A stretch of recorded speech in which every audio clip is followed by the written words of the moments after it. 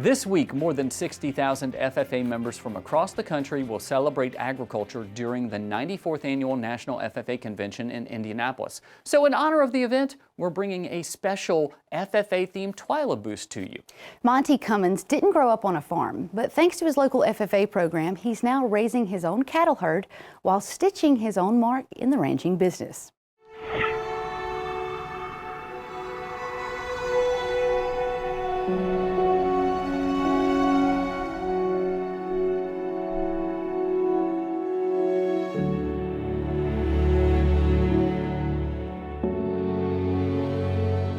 What interested me in leatherwork was watching my dad build chaps for different locals around here, and I just thought it was a pretty good idea, from turning a piece of scrap of leather to a very beautiful piece of art.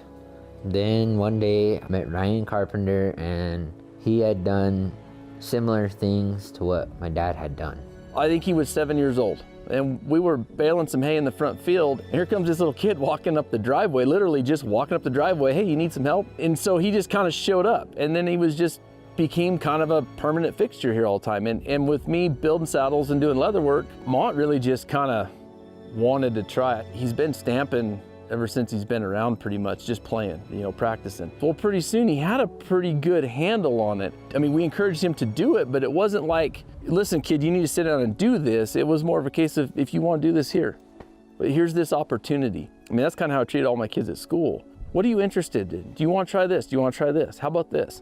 And I think that's, that's all we did with Mont. Now he just kind of takes off and runs with it. If he decides he wants to do something, he tries it, or he asks about it, or he figures it out. Some of the projects I have completed are a set of reins, 3 pairs of chaps, and a couple of headstalls. One of the hardest parts was the sewing part, because I've always had trouble of having a good steady pace on my line, and a couple times it had ran away from me from pressing the pedal too hard, and it would always go sideways. Took me a good 3 to 4 years to get to where I wanted to be. Being able to sew a straight line and have a good steady pace.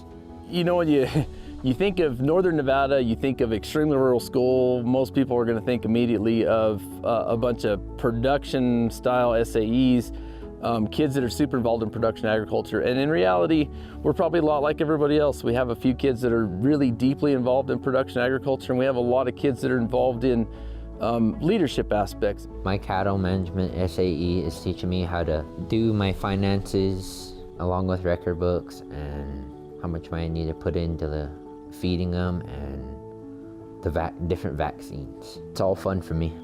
Ryan is more like an uncle to me, and he has taught me discipline and the connections between animals and people. With Monty learning the skills to build even simple things like chaps, there's a pretty good little side income that can be made on that. And I think any kid with any kind of skills they can pick up, that they can do things on the side, I think it really helps, and it helps their potential to succeed in life no matter what they do. But having those other skills in life to fall back on, or to use if you're hitting hard times, or to just do for fun, and hey, you make a little bit of pocket money and you can go on vacation with it. I think those are really, really important to have for everybody. For me to feel very accomplished was being able to train yourself to your goal, and to reach that goal, I believe you need to just keep practicing and make sure you have that good steady pace. And a special thank you to the National FFA organization for providing us with that great video. Well, that does it for this edition of TWILA. Be sure to join us next week when we'll show you how farmers are working with railroad companies during harvest to keep all of us safe. Until then, you can watch all of our stories online at twilatv.org. Be sure to like us on Facebook, follow us on Twitter and Instagram, and you'll find all these stories and more on our YouTube channel. Be sure to subscribe, turn on those notifications. Your phone will go off every time we put something new out. For all of us here at TWILA, thanks for joining us. We hope to see you again right here next week.